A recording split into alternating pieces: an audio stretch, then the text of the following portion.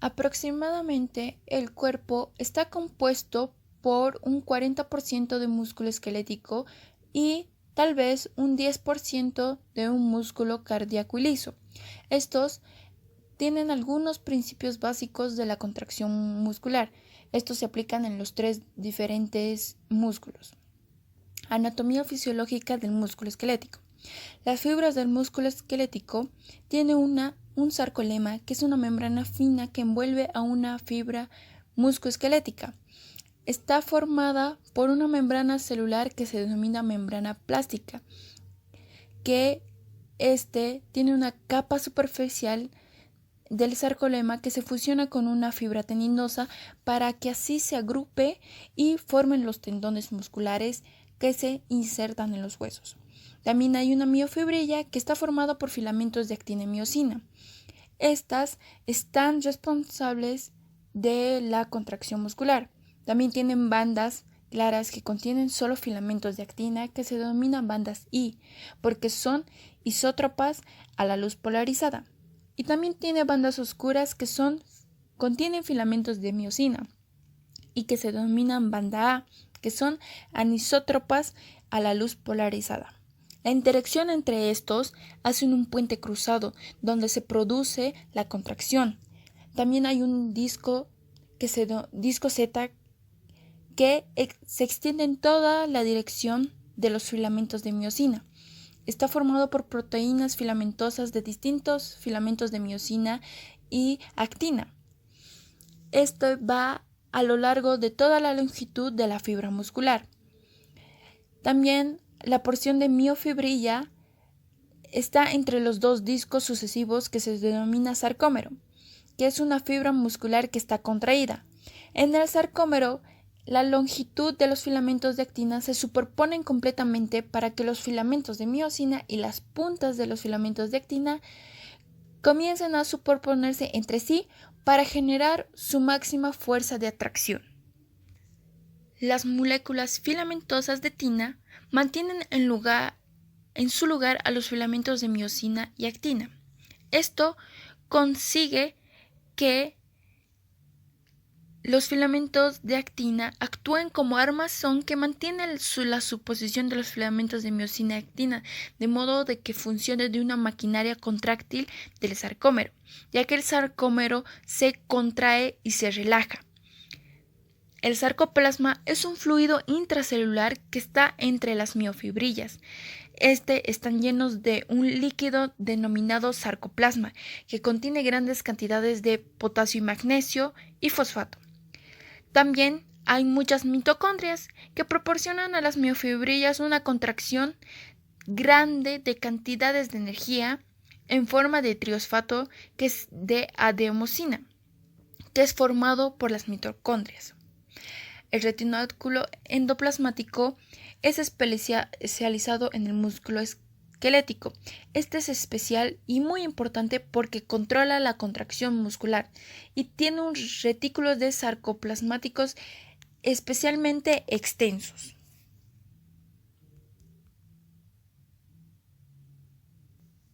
Mecanismos general de la contracción muscular. Al inicio de la ejecución de la contracción muscular se producen las siguientes etapas secuenciales. 1. Una potencial de acción que viaja a lo largo de la fibra motora hasta sus terminales sobre las fibras musculares. 2. En cada terminal nervioso, el nervio secreta una pequeña cantidad de sustancia neurotransmisora que se llama acetilcolina. 3. La acetilcolina abre múltiples canales de cationes que son activados por la acetilcolina a través de las moléculas proteicas que flotan en la membrana. 4. Permite que grandes cantidades de iones se difundan hacia el interior de la membrana de la fibra muscular, y esto provoca una despolarización local que a su vez conduce a la apertura de los canales de sodio activados por voltaje, y esto inicia un potencial de acción en la membrana. 5. Esta acción viaja a lo largo de la membrana de la fibra muscular, de la misma manera que los potenciales de acción viajan a lo largo de la membrana de las fibras nerviosas. 6. Este potencial de acción despolariza a la membrana muscular y parte de la electricidad y fluye hacia el centro de la fibra muscular, donde se hace que el retículo sarcoplasmático libere grandes cantidades de iones de calcio que se almacenan al interior de este retículo. 7. Los iones de calcio inician fuerza de atracción entre filamentos de actina y miosina, haciendo que estos deslicen unos a otros en un sentido longitudinal. Esto consiste en un proceso contráctil. 8. Los iones de calcio son bombeados de un nuevo retículo sarcoplasmático de una bomba de calcio de la membrana que permanece almacenados en el retículo hasta que llegue un nuevo potencial de acción muscular. Mecanismo molecular de la contracción muscular. Los mecanismos de deslizamiento de los filamentos de la contracción muscular nos muestra en la imagen que está relajado, donde los extremos de los filamentos de actina se extienden entre los discos C y así sucesivos apenas comiencen a superponerse entre sí. Y esto hace un estado de relajación. Y el estado contraído, los filamentos de actina han sido traccionados hacia adentro por los filamentos de miosina, de modo que sus extremos se superponen entre sí en su máxima extensión. La contracción muscular se produce por un mecanismo de deslizamientos de filamentos. ¿Qué hace que los filamentos de actina se deslicen hacia adentro entre los filamentos de miosina? Este está producido por las fuerzas que generan la interacción de los puentes cruzados que van de los filamentos de miosina a los filamentos de actina. Esto hace que el retículo sarcoplasmático libere grandes cantidades de iones de calcio que activan las fuerzas de atracción entre los filamentos de miosina y actina y comienza la contracción. Características moleculares de los filamentos contráctiles. Los filamentos de miosina están compuestos por múltiples moléculas de miosina. Esta está formada por 6 cadenas polipépticas, que son 2 cadenas pesadas y 4 cadenas ligeras. Las cadenas pesadas se enrollan entre sí en espiral para formar una hélice doble, que se denomina cola de la molécula de miosina. También para que se pliegue bilateralmente para formar una estructura polipéptica globular dominada cabeza de la miosina. Las cadenas ligeras ayudan a controlar la fusión de la cabeza durante la contracción muscular. El filamento de miosina agrupa moléculas entre sí para formar un cuerpo de filamento. Cada una de las moléculas de miosina se propaga hacia la región lateral junto a la cabeza del cuerpo. Los brazos y la cabeza que protruyen se denomina como puente cruzado. La cabeza de la miosina actúa como enzima ATP-pasa. Esta alta energía de ATP para aportar energía en el proceso de contracción.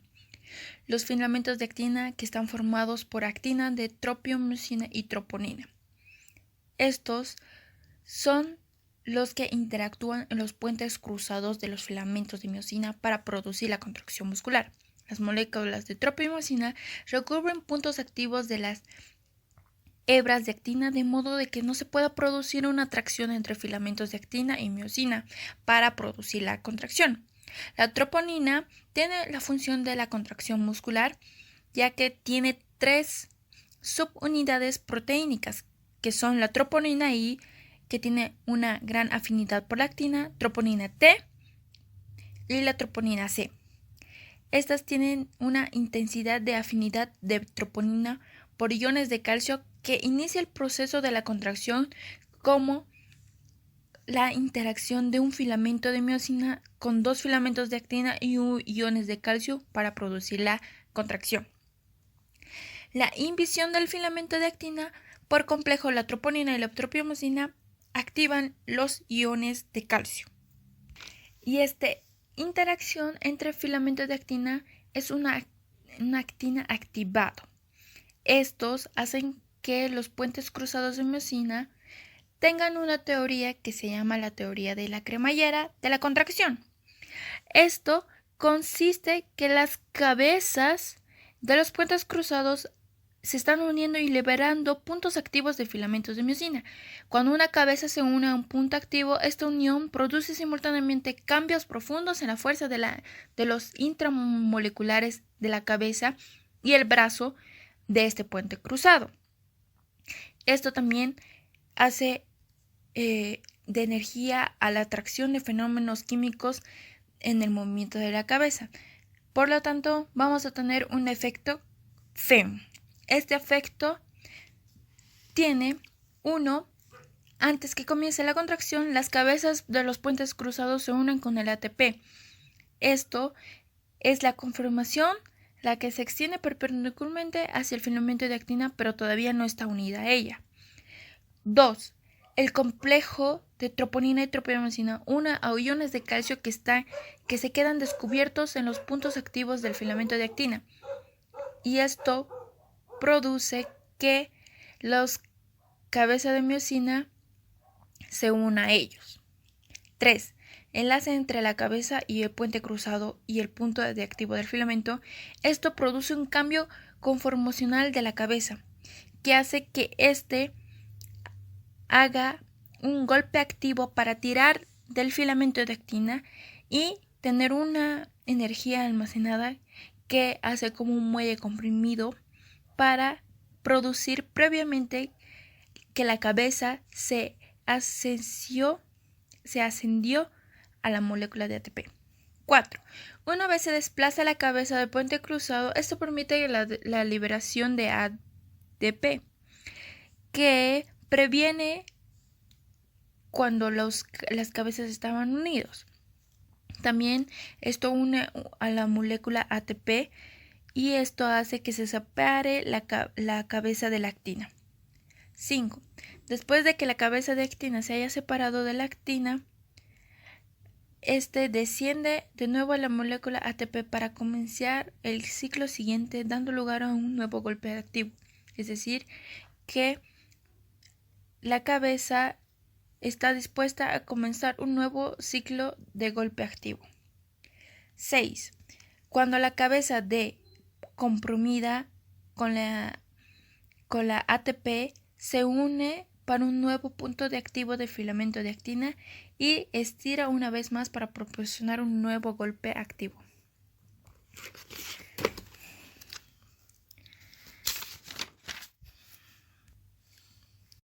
El efecto de longitud muscular sobre la fuerza de contracción en el músculo intacto entero.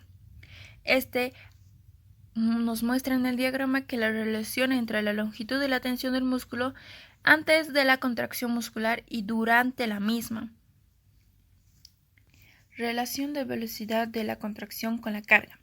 El músculo esquelético se contrae rápidamente cuando se hace una carga nula. Este estado de contracción completa aproximadamente de un 0.1 segundos para un músculo medio, y cuando la carga se ha aumentado hasta la fuerza máxima, la velocidad de contracción se hace cero y no produce ninguna contracción a pesar de la activación de la fibra muscular. A esto se denomina una fuerza contráctil que produce la contracción muscular.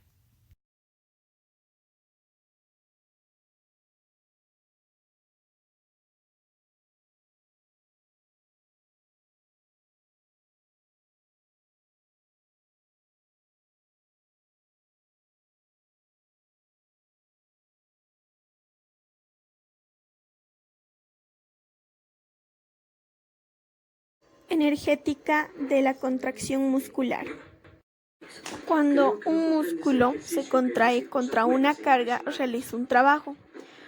Esto significa que se transfiere energía desde el músculo hasta la carga externa para levantar un objeto o superar la resistencia al movimiento. El trabajo se define mediante la siguiente ecuación. Fuentes de la energía para la contracción muscular. La contracción de ATP en la fibra muscular es suficiente para mantener la contracción completa durante 1 o 2 segundos. El ATP se enciende para formar ADP, que transfiere la energía de la molécula de ATP.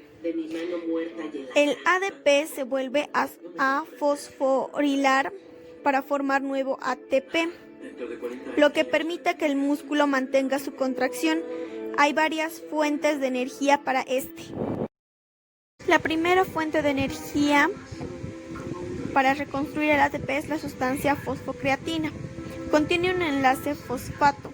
Este enlace de fosfato tiene una cantidad mayor de energía libre que la de cada uno de los enlaces del ATP. Y la energía que se libera produce el enlace de un nuevo ion fosfato al ADP para reconstruir el ATP. Para reconstruir el ATP, la fosfocreatina es la glucólisis, el glucógeno que se ha almacenado en las células musculares. La importancia de este mecanismo es doble. Primero, las reacciones glucolíticas se pueden producir incluso en ausencia de oxígeno, de modo que se puede mantener la contracción muscular durante mucho tiempo. Segundo, la velocidad de formación de ATP por el proceso glucolítico es más rápida que la formación en ATP en respuesta a la reacción de los nutrientes celulares con el oxígeno. La tercera fuente de energía es el metabolismo oxidativo. Supone combinar oxígeno con los otros productos finales de la glucólisis para liberar ATP.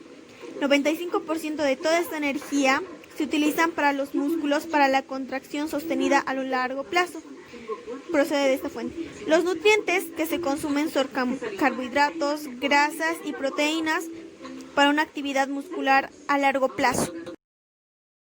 Características de la contracción de todo el músculo. Muchas características se pueden demostrar desencadenando espasmos musculares. Esto se consigue con la excitación eléctrica o haciendo pasar un estímulo breve, dando lugar a una única contracción súbita, que dura fracciones de segundos. Contracción isométrica frente a isotónica. Se dice contracción muscular es isométrica cuando el músculo no se acorta durante la contracción, e isotónica cuando se acorta pero la tensión del músculo permanece constante durante toda la contracción. En el sistema isométrico, el músculo se contrae contra un transductor de fuerza sin disminuir la longitud del músculo. En el sistema isotónico, el músculo se acorta contra una carga fija. Las características de la contracción isotónica dependen de la carga contra la que se contrae el músculo. El sistema isométrico registra los cambios de la fuerza de la propia contracción muscular. Características de los espasmos isométricos que se registran en diferentes músculos. El cuerpo humano tiene músculos de muchos tamaños. Además, las fibras pueden ser tan pequeñas o tan grandes. La energética de la contracción muscular varía de un músculo a otro. No es sorprendente las características mecánicas de la contracción muscular difieran de unos músculos a otros. Un músculo ocular tiene una contracción isométrica. El músculo gastrocnemio se debe contraer con una rapidez moderada para proporcionar una velocidad para correr y saltar. El músculo sóleo participa en la contracción lenta para el soporte del cuerpo contra la gravedad. Los músculos del cuerpo están formados por fibras rápidas y lentas. Las fibras lentas tipo 1, estas son más pequeñas, inervadas por fibras nerviosas más pequeñas. Su vascularización y capilares son más extensos para aportar cantidades de oxígeno. También tienen números elevados de mitocondrias para mantener niveles elevados de metabolismo oxidativo. También contienen grandes cantidades de mioglobina. Esta es la responsable de que tenga un aspecto rojizo. Fibras rápidas tipo 2 o músculo blanco. Estas fibras son más grandes para obtener gran fuerza de contracción. El retículo sarcoplasmático es un poco más extenso para una liberación rápida de iones de calcio. También tienen grandes cantidades de enzimas glucolíticas. La vascularización es menos extensa porque el metabolismo oxidativo tiene una importancia secundaria. También tienen menos mitocondrias. Un déficit de mioglobina roja le da el nombre de músculo blanco. Todas las motoneuronas salen de la médula espinal. Todas las fibras musculares que son inervadas por una única fibra nerviosa.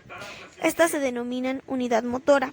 Los músculos pequeños que reaccionan rápidamente tienen más fibras nerviosas, pero menos fibras musculares. En los músculos grandes es el caso contrario, tienen más fibras musculares en una unidad motora. Sumación de fibras múltiples. Cuando el sistema nervioso central envía una señal débil para contraer un músculo, las unidades motoras más pequeñas se pueden estimular. A medida que aumenta la intensidad de la señal, se empiezan a excitar unidades motoras cada vez mayores. A esto se le denomina principio de tamaño.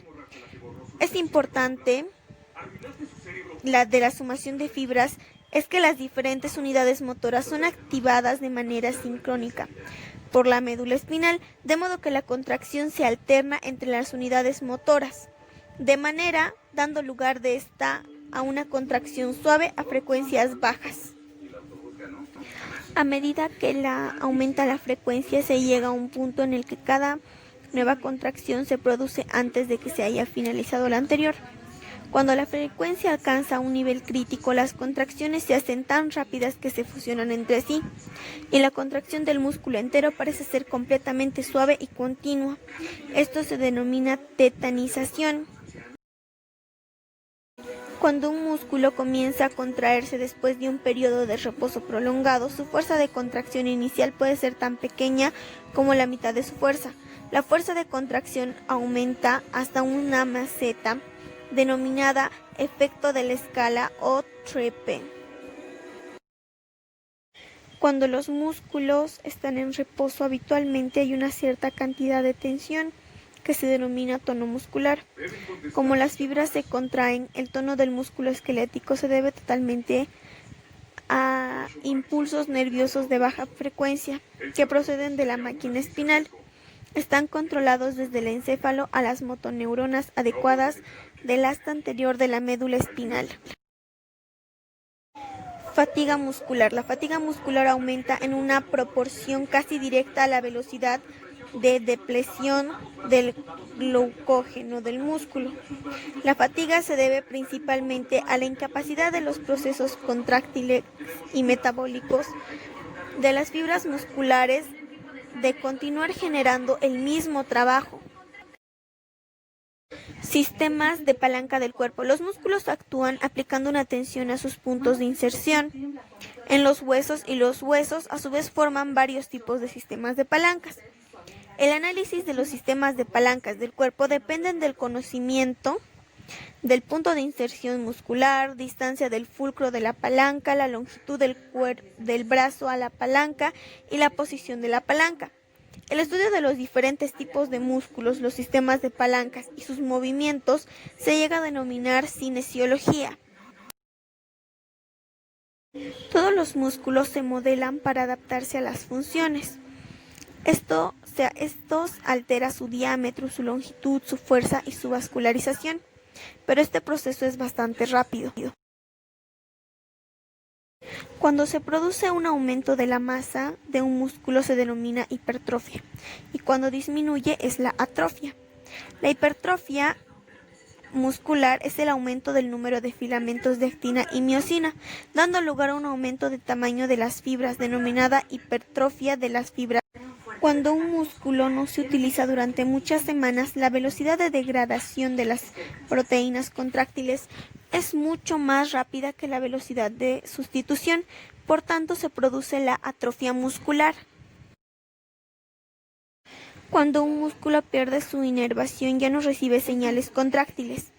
Por tanto, la atrofia comienza casi inmediatamente después de 2 meses. Si la inervación del músculo se restaura, se puede producir la recuperación completa de la función. En la fase final de la atrofia por denervación, la mayoría de las partes de las fibras musculares son destruidas y sustituidas por tejido adiposo. El tejido fibroso que sustituye las fibras musculares se denomina contractura. Cuando se destruyen algunas fibras nerviosas que inervan un músculo, las fibras nerviosas residuales se ramifican para formar nuevos axones que inervan posteriormente muchas de las fibras musculares paralizadas. Y esto da lugar a unidades motoras denominadas macrounidades motoras. Esto reduce la fineza del control que se tiene sobre los músculos, aunque permite que los músculos recuperen. Varias horas después de la muerte, todos los músculos del cuerpo entran en un estado de contractura denominado rigidez cadavérica. Los músculos se contraen y hacen rígidos. Esta rigidez se debe a la pérdida de todo el ATP. El músculo permanece rígido hasta que las proteínas del músculo se deterioran, aproximadamente de 15 a 25 horas después, lo que probablemente se debe a la autólisis